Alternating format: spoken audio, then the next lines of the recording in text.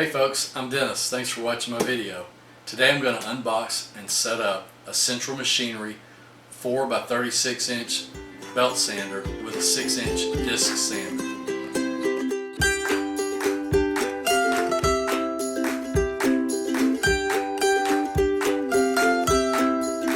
My wife picked this up for me on sale with a coupon from Harbor Freight.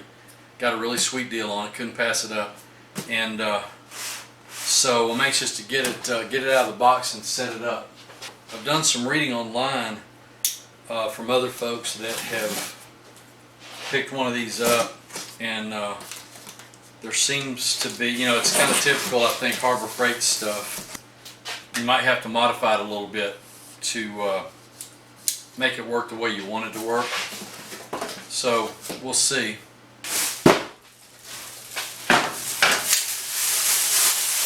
So it comes mostly assembled. The first thing we want to do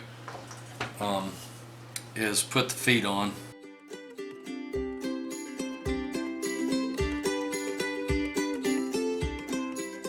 And good to go. Now these 3 screws here will already be loose because this is where the disc goes for the disc sander. One of the things that they also don't mention at all in the instruction book is the guard for the disc sander. They just tell you to go straight ahead into putting the backing disc onto the shaft for it, but they don't mention anything about the guard. And it's got a little, I don't know if it's worth using or not, but it's got a little dust collection port on it where you can attach a small line to it for dust. It might work fine, I don't know. So anyway, this mounts onto here. That's what these 3 screws are for. So we're going to do that real quick.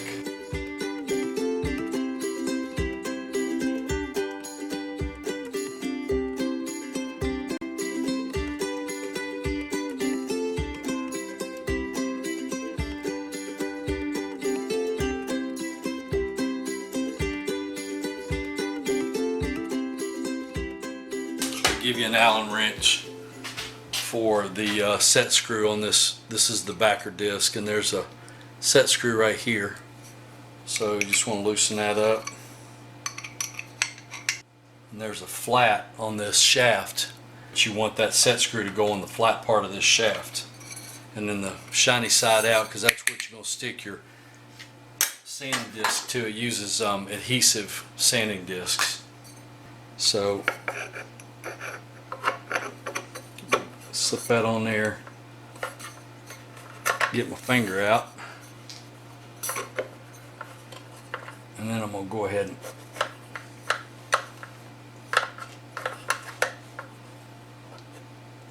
tighten it up on that shaft. There we go. Now I'm going to put this guard on.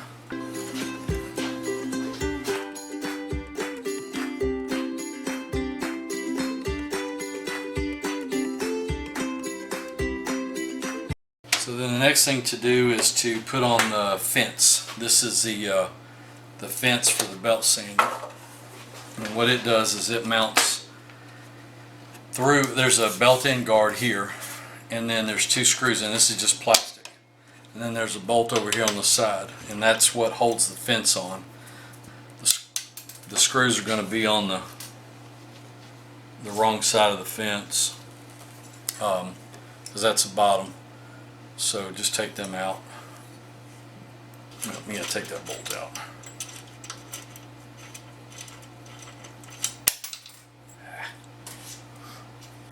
And so it's gonna go under this belt-in guard, and I would go ahead and get this bolt on it first, because that's gonna kind of hold it in place.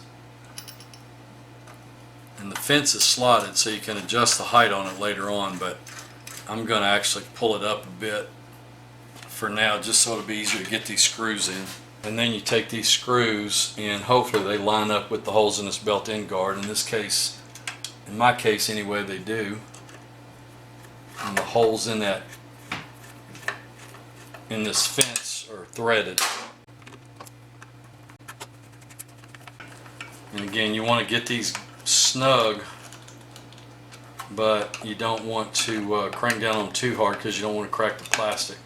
They give you instructions in the book on how to install this table, or I mean how to assemble this table, but mine was already assembled in the box. So the only thing you have to do to set it up for the disc side anyway, it'll work for both, but there's a bolt back here on the back side, well, right next to the switch, and then there's a hole here, and there's a flat on this bar. Well, that the end of the bolt, when it's in the hole, it fastens onto that flat. You can adjust it however you want. It's got the ability, you know, to be beveled or whatever. I doubt that scale is very accurate. We'll have to check that later and find out too, and possibly adjust it. It's got an adjustable pointer on it. It's plastic, so you have to be careful with it, but you can get it to where it's close anyway. I don't know that you're gonna get it real precise, but let's see if that will tighten up. So yeah, if you tighten that up, you can get it pretty stable. Get it where it's not going to move at all, so that's okay. And then there's another hole over here, so that you can set the table up with the belt lifted in the vertical position. You can set put that rod in here and set the table up for the belt sanding. I'm going to go ahead and take this back off.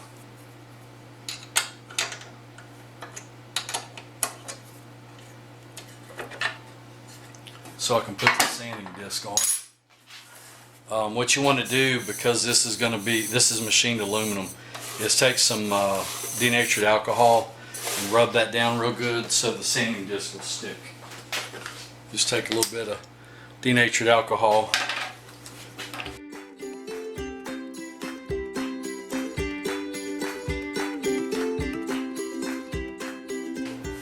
Then you just take the disc.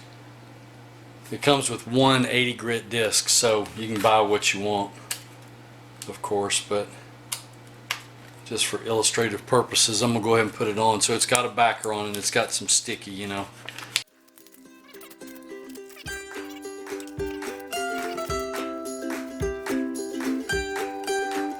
So we got a scrap chunk of 2x4, still a piece. Let's turn it on and see what we got.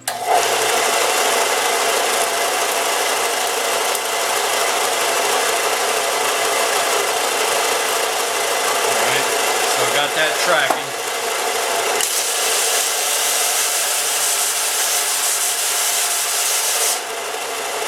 That's not bad.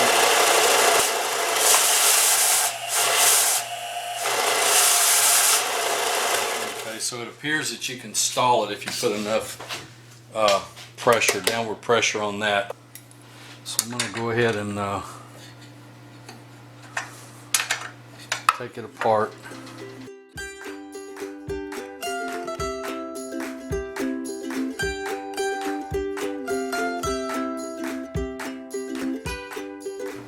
Now what I would recommend you do is go ahead and check this before you set this thing up, but I just want to walk through the process of doing it after you've put it together, just in case you have one that you're having issues with.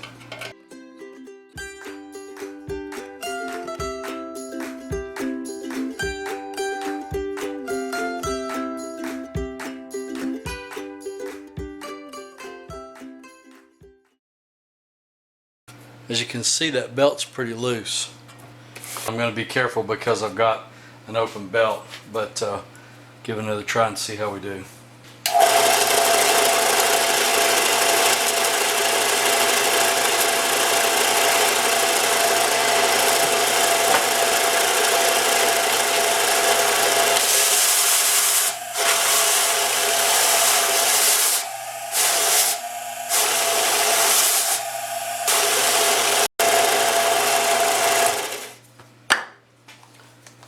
So you see what's happening is the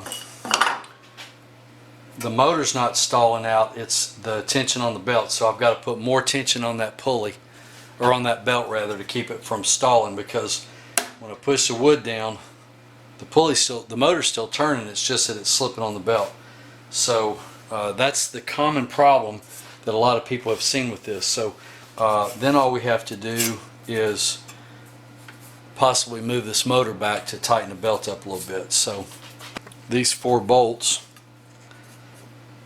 nuts, and loosen them up and pull the motor back a little bit to put more tension on this.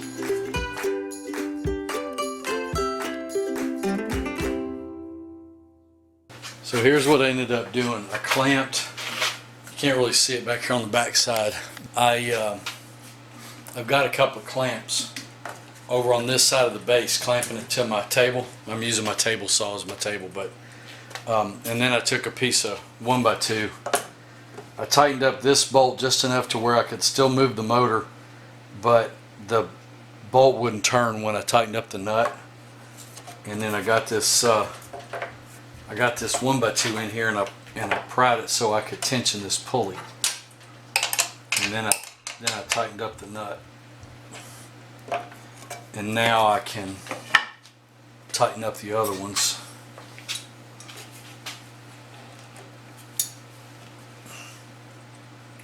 And that's got a lot better tension on it.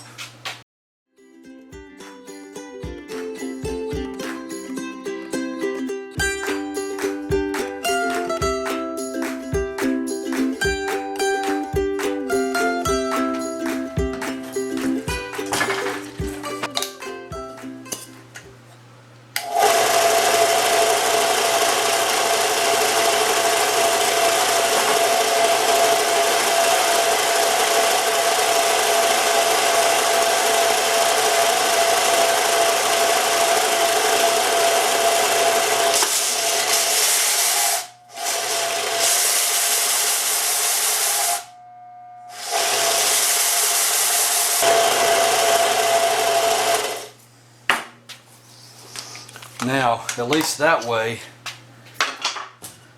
when it stalls, it's stalling the motor and not slipping the belt. So now I know I got enough tension on there. So that's just something to obviously be aware of. That it's possible to stall it out. So if that's a problem to you, then it might be underpowered for your uses. So I'm going to put all this back together and go from there. Now the other thing I'm going to do is I'm going to take this dust port out and I'm going to modify it so that it's got better flow. There's 4 screws on this bottom plate, and I expect that's going to be the easiest way to get this plate off. Then there's 2 on the roller cover guard.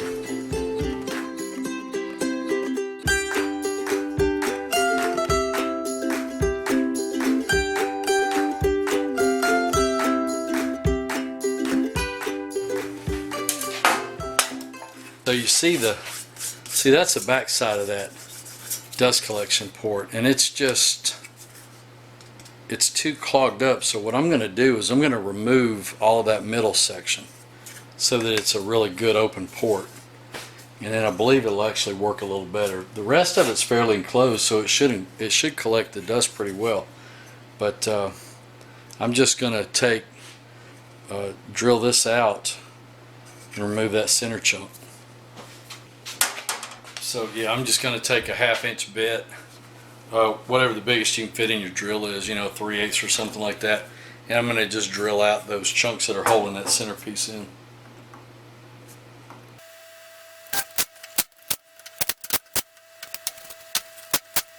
Then you can just take like a utility knife or something and clean that up.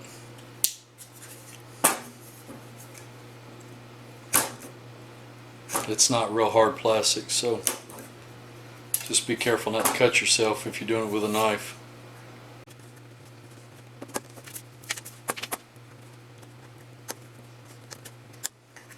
And you could take, like a rotary tool or any number of things probably and clean that up.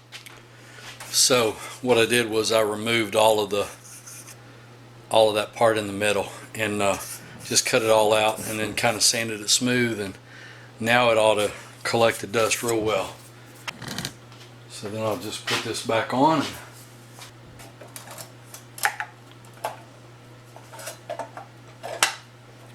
Everything on this cover goes under, so you got to go under the roller guard here, and then the ears on that cover go underneath also.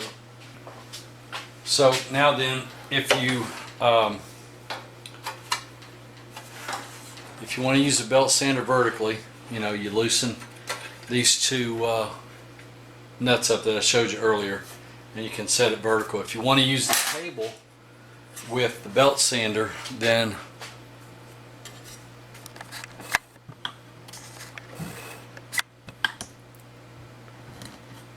if you want to use the table table with the belt sander, then it goes in here. They don't tell you to do this in the instructions, but I would probably remove the fence by taking these two screws out and this bolt out. I'd probably remove that fence before I use the table, because if you don't, you can only get that close to the belt, and then this fence isn't flush with this table, so you end up with a gap in there. I don't know that I'd like that, so I'd probably pull the fence off. The other things I'm going to do to set it up are just simple things. I'm going to leave the table on the belt sander, or the disc sander. So I'm going to put it in here and set it up, and then I'm going to adjust this table so that I've got a good minimal gap between the disc and the table, and then I'm going to put a square on here and then adjust this indicator on the bevel gauge to get it as close as I can. Again, it may not be perfect, but I want to get it fairly close, so I'll make all of those adjustments. I'll probably leave my belt horizontal like that. If you really want to be sure that it's level, that it's level, I don't know that it matters, but if you do, then you can adjust this support rod here. There's a stop, and that's what stops the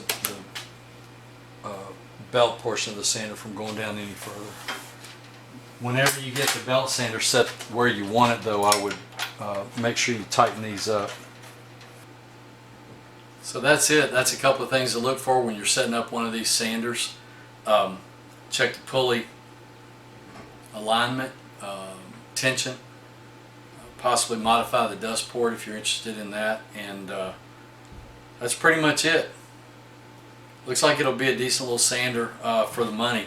I think on sale with the coupon at Harbor Freight it's about $65, so pretty cheap piece of equipment. You can't expect a whole lot, but looks like it'll probably get the job done on some rough sand and things like that. Thanks for watching my video. Appreciate it. Check out some of my other videos. I've got several playlists on lawn equipment, automotive maintenance, and workshop issues. So check them out, and subscribe to my channel if you would. Give me a like on this video if you would. I appreciate it. It helps me out, and I hope to see you back soon. Thanks.